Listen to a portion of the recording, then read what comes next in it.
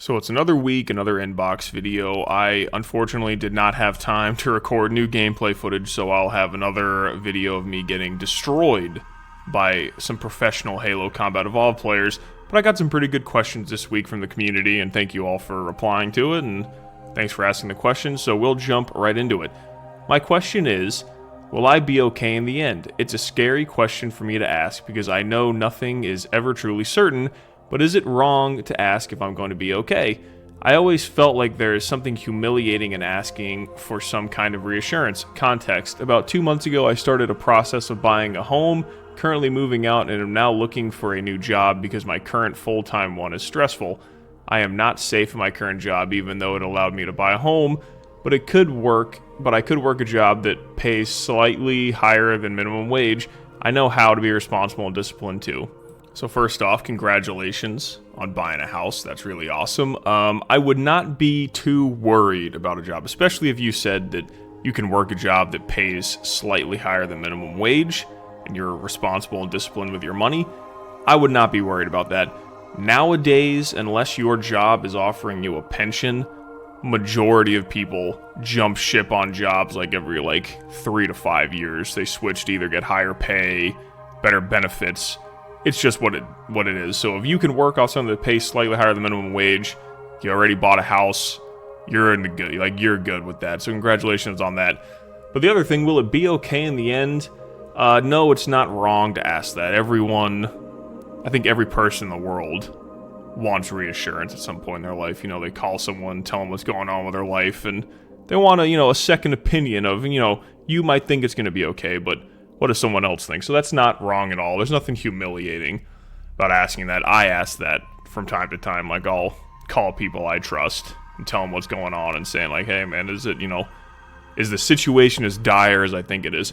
But will it be okay in the end? So I look at that from two perspectives. Number one, have you ever thought this before in your life? And I'm sure you have. Everyone at some point has went through a hard time or a big change in their life and thought, man, am I going to be all right? Look at yourself right now. You're okay. You just bought a house, which is awesome. That's really, really hard to do now, hopefully with a good down payment and everything, and, hopefully a fixed rate mortgage. Those are the two things. And you're okay right now. And the other aspect to look at it is, it depends on you. What's your resolve? Are you resilient? Are you going to be able to handle, the twists and turns that life takes you, especially with this new job and stuff? It seems, from the context I got from here, that you're going to be all right. You can handle this. There's going to be some days that are more stressful than others, some days that feel like, oh man, maybe I messed up. But in the end, once you get used to the new routine, get used to everything, you'll be fine.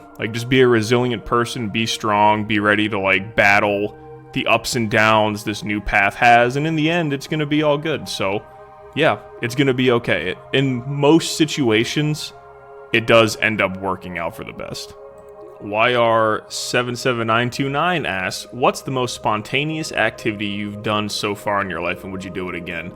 Oh man, spontaneous activities. I would say most of the most spontaneous things I've done in my life have been traveling. All of my most fun travel trips have been off the cuff, maybe at most 3 weeks. Hey, we want to go to this place, let's do it. And would I do it again? Absolutely. I feel like that is the best way to travel. I absolutely love traveling, and I love exploring new places. And when you do it in a more spontaneous way, you actually have a better experience. Because when you plan a trip for months in advance, you have all that time to sit there and make this massive checklist of we got to do X, Y, Z, A, B, C, D, all this stuff. And the trip ends up turning out to be more of a bucket list, or, I like to think of it as a video game. Let's say, Elder Scrolls Oblivion remastered just came out. So if you have months and months to plan a trip, you have all your quest markers dotted, and you kind of just fast travel to where you're trying to go on that trip. But if you go spontaneously and kind of have a loose idea of what you want to do, you explore the whole world and you run into things that are incredible. I recently went to DC for the Cherry Blossom Festival. That was, 2 weeks. We were all right, let's go. And we went, and we had a rough idea about some of the stuff we wanted to see. So this is my second time being in DC. And I actually got to just go off the beaten path and just explore Capitol Hill. Like, not just the checkpoints that you need to go to. You know, the Capitol, the Monument, you know, Lincoln Memorial, all that stuff. But we got to just explore the city and how beautiful the architecture is. And, you know, one of the things I thought was cool is we were hungry and I wanted to get a, you know, just figured just go to McDonald's really fast. We couldn't find it. We're like, where's the McDonald's? And it was hidden in this beautiful building, and it just had like an M barely there. So it's like we wouldn't have even noticed it was there. And I feel like that is what makes spontaneous travel so good. So would I do it again? Absolutely. Speaking of the Oblivion remaster, Halo Nut says, thoughts on Oblivion Remastered? I've been playing this since it came out and very much enjoying it. Also, other Bethesda games like Skyrim. I think it's amazing. I wish the color palette was a little bit more vibrant, but besides that, it's more Oblivion. It's great. It just shows how incredible that game was growing up. Oblivion was one of my favorite games of all time. And playing it again has been such a joy with that fresh coat of paint, still that classic gameplay. They still have all the corny, dumb lines and voice acting. It's amazing, and also Skyrim is great as well. But yeah, Oblivion Remastered is absolutely incredible, and I'm so glad that that game came out. Awesome Rando asks, do you prefer medium form content, 5 to 10 minutes, over long and short form content? For YouTube, yes, I do. I think 5 to 10 minutes is like the perfect video length. Now, there are some things that, you know, that are an hour long that I love, that are like really well made. Like, for instance, this one YouTuber, I don't think he uploads anymore, but Same Token, he's a Halo YouTuber, and he would upload these hour-long videos talking about like the whole development process of like the Halo games. And they're fantastic YouTube videos. So for sometimes I like, you know, long and short form content, but yes, I do prefer medium form content the most. I think 5 to 10 minutes is the perfect length for a YouTube video. Bit of a Brit asks, what are some tactics or methods you use to reorient yourself if you notice you're slipping on things that matter, falling back into bad habits? Something I like doing is kind of like a monthly check-in. So at the end of each month, I kind of do a little check-in with myself, whether that be about my finances. I check, you know, how much money did I spend this month, and I just look at overall how the month went for me. And if I'm doing something that I, you know, want to cut back on or didn't like, you know, for example, in my early 20s, excuse me, I used to go out drinking a lot. Like, you know, I was a mug club member at my local bar, and I'd go out drinking like 4 times a week, having fun. So, for instance, you know, a few months ago, you know, I've had some, you know, like I said, stressful stuff going on this year in my life. And, you know, I noticed that I was going out drinking, not 4 times a week, but I was drinking more than I usually do. So after that end of the month, I was like, okay, I don't like doing this. I'm spending a lot of money. This is not healthy for me. It's, you know, negating like goals I have in the gym. It's taking up time I should be spending by myself and, you know, reevaluating my life. So that's usually what I do. I do a reevaluation every month, make sure everything's going on. Yeah, that's basically what I do. I don't know if that helps that much, but I guess if you're falling back into the bad habits, you really just have to cut that shit, to be quite honest, depending on what the habit is. But you just gotta recognize it. Once you recognize that you're falling back into that bad habit, cut that shit off, and you'll be good. Pooper Scooper 540 asks, you've talked a lot in previous videos about your bench numbers. I wasn't sure what your other numbers were, squat, deadlift, overhead press, and if you have any go-to programs that you recommend. For some of these, I have never actually maxed out. I know it sounds crazy, I've never maxed my squat or overhead press out. But for deadlift, the last time I did a max deadlift, I did 555, I think it was. It was around the mid 500s for deadlift. Then for squat, just for some context, I do like sets of 8 to 10, 4 sets of 8 to 10 with like 285 for squats. And overhead press, I work out with seated dumbbell overhead press. I work out with like sets of 10 with like the 75, 80 pound dumbbells, depending on how I'm feeling that day. So those are, my numbers. And my bench, unfortunately, is still 280. I can't get it up. We will be getting it up, but right now I'm still stuck at 280. And do I have any go-to programs? I recommend doing whatever program fits your life. And this is such a controversial opinion in like the fitness world. Every single program you do is going to get you results as long as you work out hard and give it 100% effort. Not leaving, doing 10 reps of BS and then racking the bar. Go. Push yourself. If you can go 5 days a week, I love the classic bro split. I love it. You work out one muscle group a day. You can really crush it, give it a whole week to recover, and it's great for beginners as well, and advanced lifters. Push-pull legs works. Upper-lower split. Full body works. So it depends on how many days you can go to the gym, and then just tailor your workout around there. But I personally like the classic bro split myself. So to keep it with the gym questions, Nomadic Strength asks, how's the bulk going? Not great, to be honest. I am plateaued at about 190. I'm fluctuating depending on, what I'm eating and drinking and stuff, 185 to 191. I just jumped on creatine 2 days ago. I started creatine monohydrate. I've never taken it ever in my life. So hopefully I respond good to that. I've heard if you respond good to that, you could get 8 to 10 pounds, and it really fuels you. And, people have said they've benched 10, 15 more pounds from it. We'll see how it goes, but I wish it was going a little bit better, but hey, I can't complain.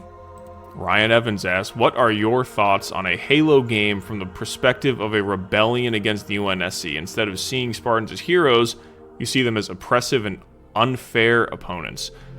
I have never really thought of that. I think that could be cool. I think spin-off Halo games would be great, like a Flood horror game or something like that.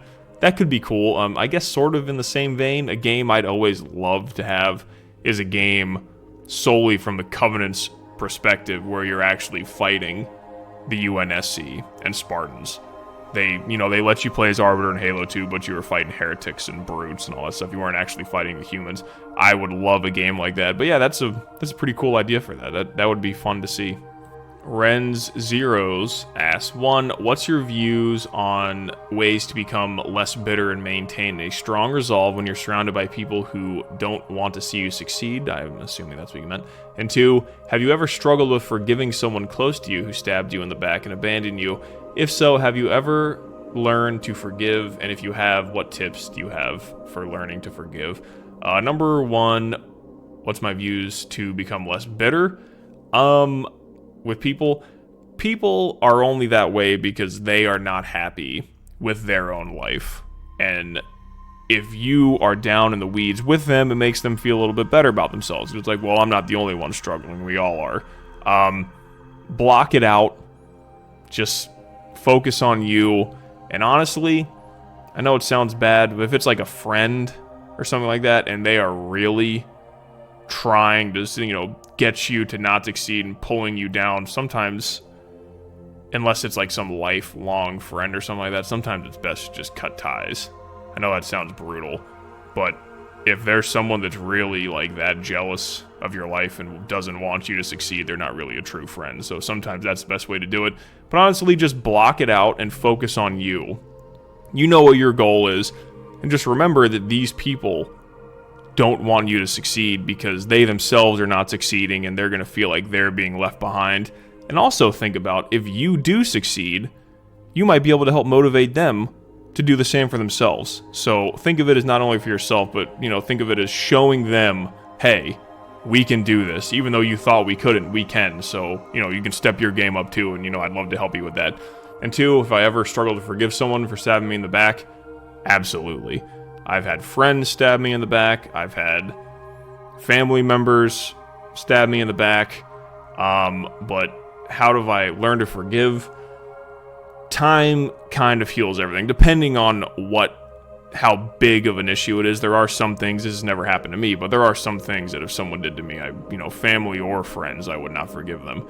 But all the stuff, the major stuff that have happened, has never been major enough where it's like, I don't ever want to see you again. But time heals everything. And overall, it's like, life is short. Like, do you want to live your whole life being resentful towards someone? I usually don't. That's how I like to think about it.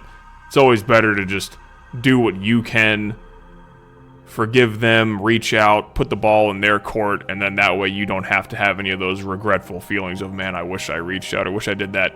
Put the ball in their court, try to be the bigger person, and it should work out.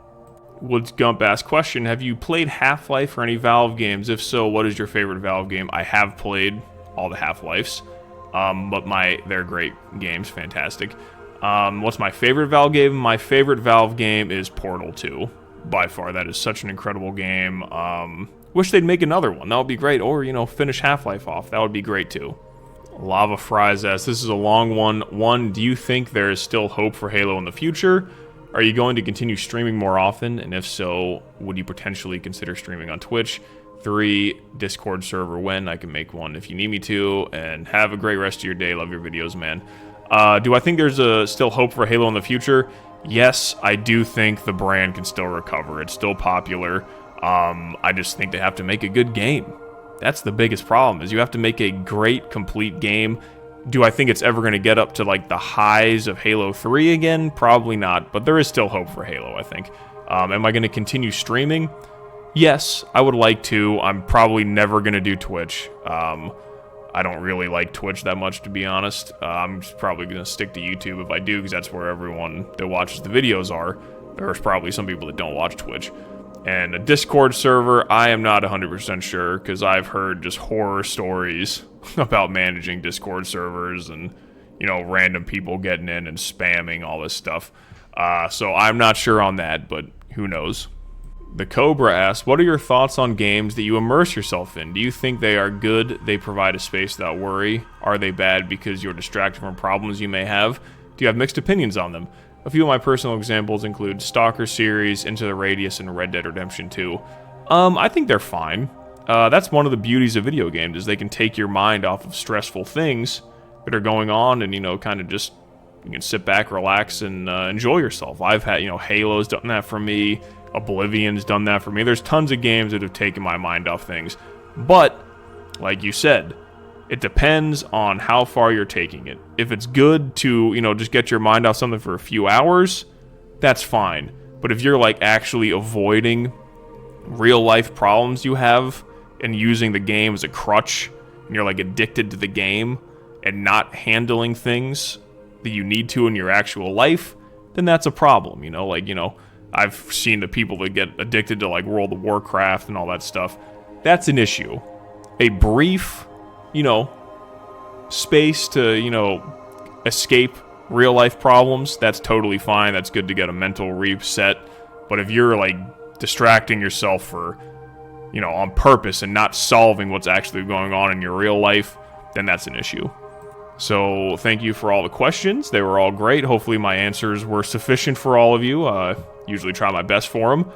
Thank you for being, a thoughtful community. Some of these questions I get, I sit back and I'm like, damn, that's a good question. I gotta, think about that myself before I answer it. So thank you guys. I hope the rest of your week goes well, and I'll talk to you Monday, or if I stream, sometime next week. See ya.